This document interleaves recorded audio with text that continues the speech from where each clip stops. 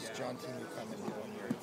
Oh, Johnny has come a long way. You think about a guy who was a high school quarterback, tears his knee up his senior year, gray shirts, shows up, and we move him to, play him at linebacker, and starting as a true freshman at linebacker, I think was invaluable experience for him last year, playing 13 games or whatever, missed one with the injury, but 12 games, and I think gave him a sense of what it takes to play the position and had a tremendous offseason. I mean, one of the probably top 3 or 4 guys in our program from an offseason standpoint, and I think has really helped him from a leadership standpoint. He's a cool kid. Dean's List. He was honored along with Howley Jamora and John Amosa. All 3 of those guys were honored from the undergraduate research symposium, which I think there's about 65 kids on our campus that get to do that every year. And this is the first time ever we had a football player, and this year we actually had 3, and Johnny was one of them. So he's really matured on a lot of fronts, on the field, in his work ethic off the field, and then obviously in the classroom. So pretty cool. What are your expectations for him this year? Oh, we hope he's one of the leaders of our defense, quite honestly. He's a very mature kid. He has a real high football IQ, I think, from his quarterback background, and he's kind of the center of that defense right now, and gets a lot of the communication stuff done. So we're hoping for a big year. How much can that strength? I mean, he's noticeably bigger. Sure, he looks great. How much can that make a difference? Because last year at times it looked like he was a little overwhelmed being so light. Yeah, and I think technique will help him too. To take the strength and then fit it with proper technique to take on blockers, to shed blockers, to make the tough tackles against the bigger backs and tight ends. I think all that's going to help him. Steve, you mentioned Howley. What does he give to you now that you were missing in the spring with him? Well, a lot of versatility, and we haven't really. We're just getting going here. We didn't know exactly where he'd be and how healthy he's been. He's been awesome. And we're going to start to see, I think, more and more of he and Josh playing together, where right now we're not doing that stuff yet, but I think that's going to come here in the near future. And that just the versatility, when you have both those guys coming off the edge now, it's a great luxury for us to have. With Cody Bruns having taken that redshirt year last year, how do you see him fit in with the receiving corps this year? Well, it's great to have veteran leadership, obviously. We've got a lot of young guys running around, but when you have Cody, you got James Johnson, 2 guys who have been around the program since the day we've gotten here. There's just a calming effect, the leadership factor, and the beauty of Cody is he can just about play anywhere. The versatility he brings, obviously you saw it today with the pass, but he can return punts.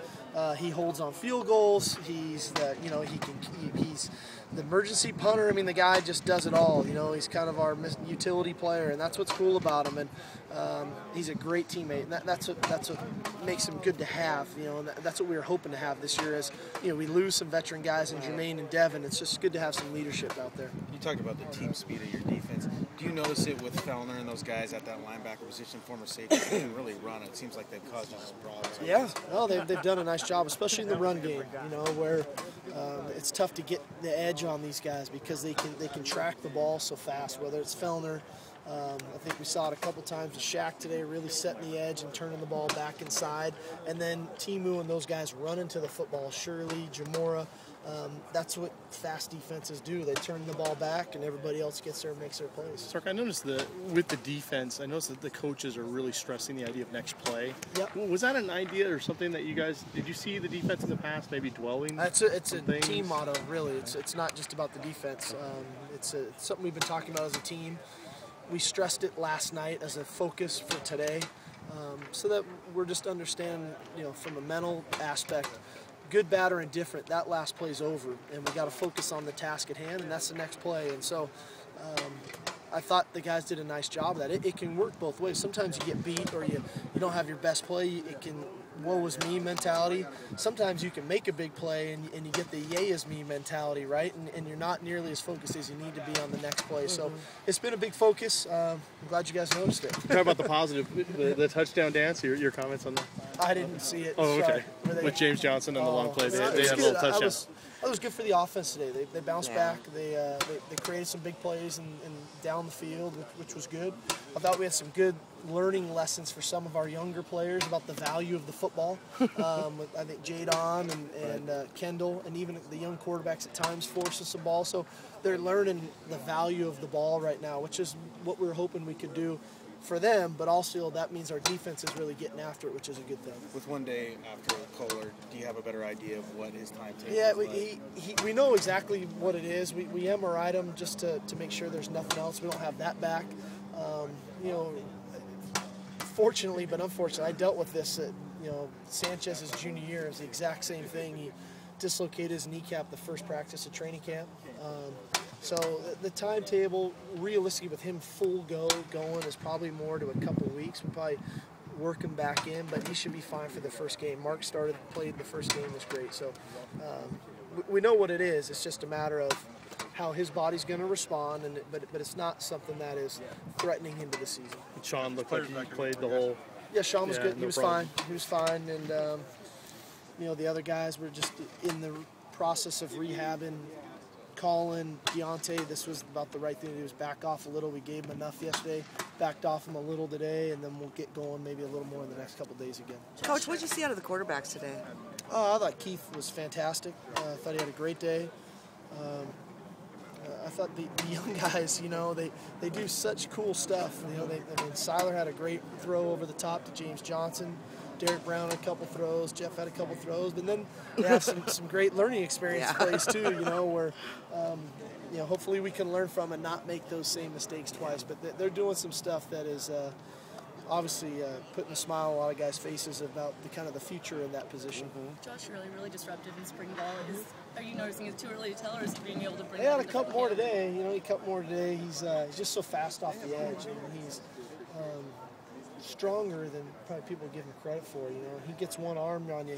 He can drive guys back. You know, he plays with such good pad level. So you know, it's going to be, like I said, it's going to be pretty cool. And you know, in the next few days when we get going, where he's on one side and Jamora's on the other. That's pretty good pass rush with Danny in the middle. So you know, good for us. Not so much in training camp, but when the season starts. Justin Wilcox coming into a new conference. There's so many different offenses in this conference. Talk about that part of his job. Just did he have to watch a ton of film, and did he have to familiarize himself more than? Well, yeah, we did a lot of that in the off season, and that's just going to continue on as the season goes. You just, you know, Sundays come and you start getting ready for the next opponent. But what I think we tried to assess this off season, I thought Justin did a good job of, was what types of offenses are we getting? And what's the percentage of those different types of offenses? You know, who's the spread teams, who's the power run teams, who's the pro style teams, and then how much are we practicing for those, and then also do we have enough packages ready to play against those teams? And so if you notice us offensively, we really try to do a lot. We try to give you as much of all of that as we can for our defense, so that they get some exposure to it in training camp. But then ultimately you have to have the versatility in your defense to match those things. And I think that's a real tribute to Justin and those guys on the defensive staff. You know, we've got our base defense. We'll have even a bigger base defense. We've got a nickel package. We've got a dime package. We've got enough versatility. We've got different fronts, so that when those games come along, the different styles, we'll have a defense already in place that we can implement to go play against those guys. It seems like 20 years ago you could. A shutdown defense would give up 40, 50 points in a season or whatever. In this climate with all these offenses, what is a successful defense now? What do you want? I don't know. I think that sometimes the numbers teams give up are a bit skewed, you know, with so much of the up-tempo game that's going on and teams running no huddle. Sometimes teams they're not as concerned about it. Of course they want to stop people, but it's almost hard to compare. It's like trying to compare offensive numbers too. You know, everybody's kind of no huddle and just going, and that's the nature of the game right now. And then especially in our conference, you know, our conference is a very offensive-oriented conference. Not that we don't want to play great defense. There's just really good offenses. There's good players. There's good coaches. a little different than some of the other conferences around the country where they're defensive-oriented conferences. So it's hard to compare apples to apples. You know, the good defenses are the ones on the teams that are winning. You know, ultimately, I think that's the way you compare it. You know, the teams that can get the critical stops in the fourth quarter and create turnovers, that can get after the quarterback and stop the run. Thanks. Which is Okay, guys. Thank you. Have a good night.